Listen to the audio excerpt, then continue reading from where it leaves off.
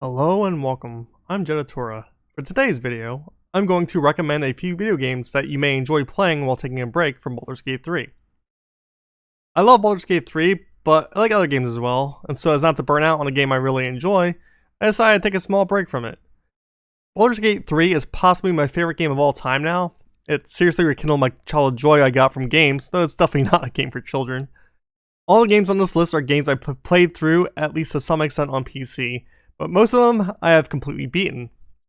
Anyway, in no particular order, here's some games I recommend you take a look at. Most of the games on this list are a bit old, indie, or both, so they will not damage your wallet too badly. You must gather your party before venturing forth.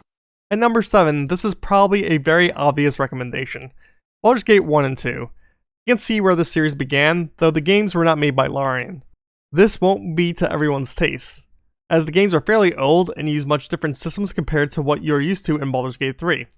The story is still there though, and will be the main reason to dive into these, though it's not required to play through to enjoy Baldur's Gate 3 as you most likely already know. From what I remember, you can bring your save data between Baldur's Gate 1 and 2, but don't quote me on that as it has been quite a while since I've played and I may just be thinking of moving my characters between the different expansion stories within the games. You can find Baldur's Gate 1 and 2 Enhanced Edition on Steam or in the Xbox and PlayStation stores. I'll wait for a sale, as at the time of the year, it would be very likely to find these all cheaper. At number 6, we have the Pathfinder games. I admittedly only played Pathfinder Kingmaker, but I've been meaning to get into Pathfinder Wrath of the Righteous. More games with kind of a D&D feel to them, who knew? In Pathfinder Kingmaker, you have to manage your kingdom and build yourself up over time as the big hero. It can be quite difficult first setting out. There are many things you have to manage. From what I hear, most prefer Wrath of the Righteous, but I cannot comment on that game as I have not played it yet. Still, I'd say check them out if you mainly like Dungeons & Dragons. I believe they're on consoles and PC, but I have to double check that. Let you know in the comments. Number 5. We're taking a bit of a break from D&D focused recommendations for a bit to bring you a vastly different theme. Shadowrun. In a dystopian cyberpunk future, you create a character and get involved in questionable jobs to make bank. I won't spoil too much of the game, but this is a CRPG that I really enjoyed when I played it long ago. The series starts with Shadowrun Returns, and then moves into Shadowrun Dragonfall, and then finally, Shadowrun Hong Kong. I only played to completion Shadowrun Returns, which most feel is the weakest of the set of games.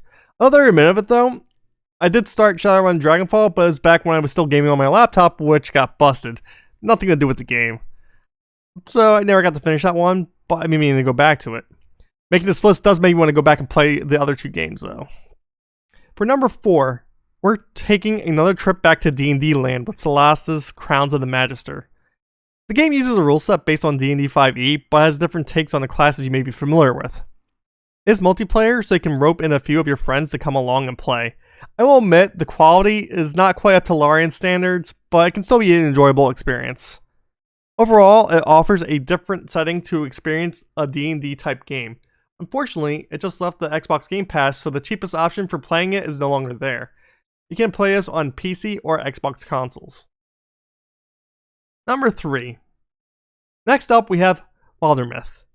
This is a great game. When I first started it, I cannot put it down. It was an incredible, enjoyable experience with a lot of replay value. Every time I chose a different path, it felt like I was creating a new story.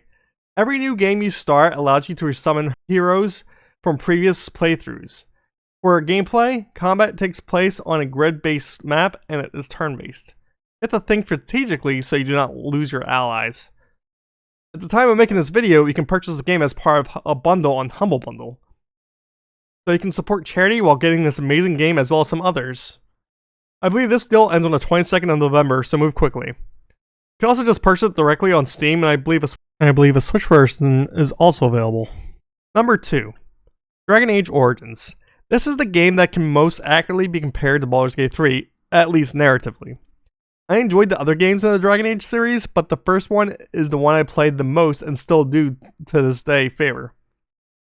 The characters in this game are all memorable to me, and I still go back to play Dragon Age Origins from time to time.